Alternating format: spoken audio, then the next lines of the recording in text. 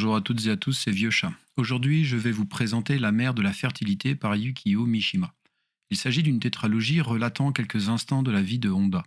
Le premier livre, intitulé Neige de printemps, s'intéresse à Kiyoaki, un ami de Honda, aristocrate comme lui, mais de rang plus haut que le sien. Kiyoaki est pressenti pour se marier avec Satoko, pour laquelle il a des sentiments ambigus.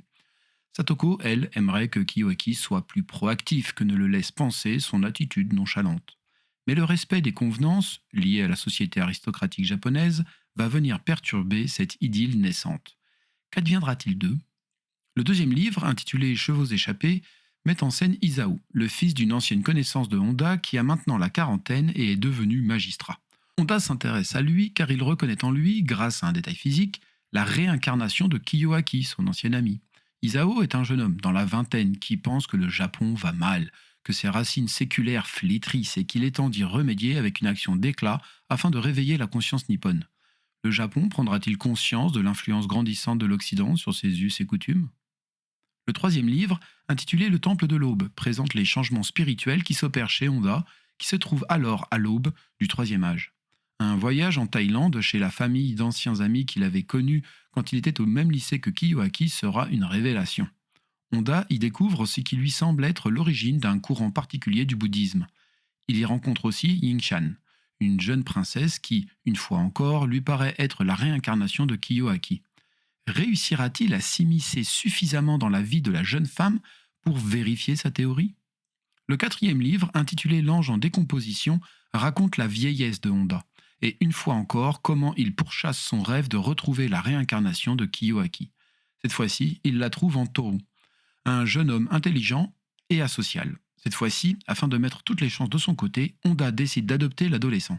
Mais celui-ci se révèle avoir une personnalité vénéneuse. Qui de Honda ou Toru survivra au fantasme de l'autre? Le style de l'auteur se veut très poétique. Il y a une omniprésence du vocabulaire autour de la pureté, des couleurs, de la chair, de la nature. Les différents livres ressemblent plus à la description d'un roman graphique qu'à de véritables romans. Chaque chapitre est un tableau, où l'homme n'a que peu de place et où les véritables protagonistes sont les sentiments humains plutôt que les humains eux-mêmes. Le langage est très soutenu. Cependant, le style poétique vient contrebalancer ce frein naturel à la rêverie que l'auteur tente d'induire. Bien que Honda soit le protagoniste qui serve de lien entre les différents ouvrages, il n'est, la plupart du temps, qu'un spectateur, un témoin relativement impuissant des événements qui évoluent autour de lui.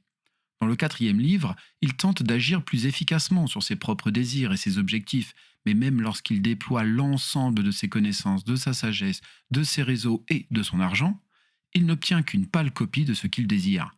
Le thème de la mort, de la fin, de l'inexistence suinte tout au long de la tétralogie. Par contraste, comme un espace négatif, l'auteur découpe et dévoile les contours de ce qu'il pense être les raisons de l'existence. Il s'agit donc plus d'un essai littéraire aux atours romanesques que d'un récit. Les personnages, les rebondissements en deviennent diaphanes, éthérés, car simple médium pour les théories et obsessions de l'auteur. C'est lorsque je m'en suis rendu compte que j'ai pu commencer à en apprécier la lecture, qui pendant les 3 premiers livres était relativement vide. Cette vacuité est d'ailleurs l'un des buts du personnage de Honda et de l'auteur.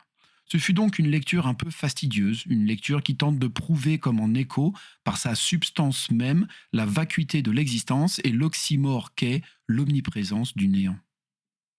Voici l'extrait de l'Incipit. La conversation à l'école étant tombée sur la guerre russo-japonaise, Kiyoaki Matsugae demanda à son ami le plus intime, Shigekuni Honda, ce qu'au juste il s'en rappelait. Les souvenirs de Shigekuni étaient vagues. Tout au plus se souvenait-il qu'une fois on l'avait mené au portail d'entrée, voire passé une retraite au flambeau.